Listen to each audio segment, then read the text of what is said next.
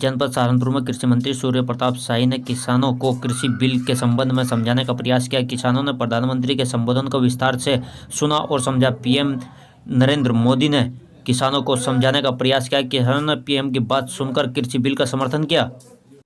सहारनपुर से संवाददाता शहजाद बबलू के साथ भोला वर्मा की रिपोर्ट। किसानों से वार्ता की और उन्होंने जो विरोधी दल है उनको भी कहा कि बैठकर बातचीत करेंगे, समाधान निकालेंगे, मुद्दों पर, तर्कों पर बातचीत होगी। आपको क्या लगता है, 29 दिन हो चुके हैं, क्या अब हल निकलने की उम्मीद जगी है?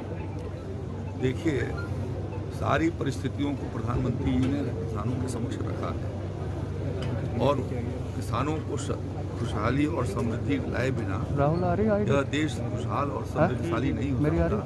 और इसीलिए उन्होंने कहा कि किसानों के आत्मनिर्भर होने की नींव जो है वो भारत के आत्मनिर्भर होने का रास्ता प्रशस्त करेगी और इसलिए किसानों को खुशहाली हो, इसके लिए हमारी सरकार प्रतिबद्ध है और इसलिए ये तीनों कानून लाए हैं। और यदि वार्ता किसी को करना है, वो करना चाहता है, तो तर्कों और तथ्यों के आधार पर बातचीत करे। सरकार उसका स्वागत करती है और हमारी सरकार समाधान निकालने के लिए पूर्ण रूप से जो है वो सचेष्ट है। अब मैं समझता हूं कि प्रधानमंत्री जी के उद्बोधन के बाद किसी को भी कोई शंका नहीं रह जाती है और अब सिर्फ यदि कोई राजनीतिक पूर्वाग्रह से विरोध करना चाहता है तो वो कर सकता है, उसको लोकतंत्र के भीतर उसका अधिकार है, लेकिन उसके पीछे कोई तर्क और आधार नहीं है।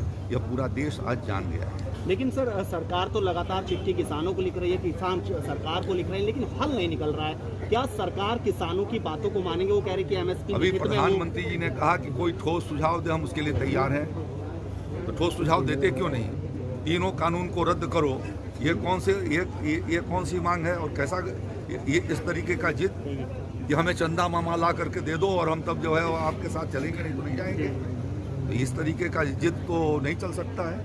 सरकार ने बहुत सोच समझ करके, देश के भीतर हमारी संसदीय व्यवस्था है, लोकतंत्र के भीतर जो है हर कॉन्स्टिट्यूएंसी से पार्लियामेंट के सदस्य जाते हैं, वो जनता और किसानों के प्रतिनिधि के रूप में जाते हैं। बड़े विचार विमर्श के बाद यदि ये कानून आए हैं तो निश्चित रूप से जो है वो आने वाले दिनों में किसानों के सुधार की दृष्टि से आए हुए हैं। पिछले दिनों यदि अच्छा रहा होता तो ये देश की दुर्दशा न होती, किसान आर्थिक रूप से इतने कमज़ोर न होते, आत्महत्या करने के लिए मजबूर न होते।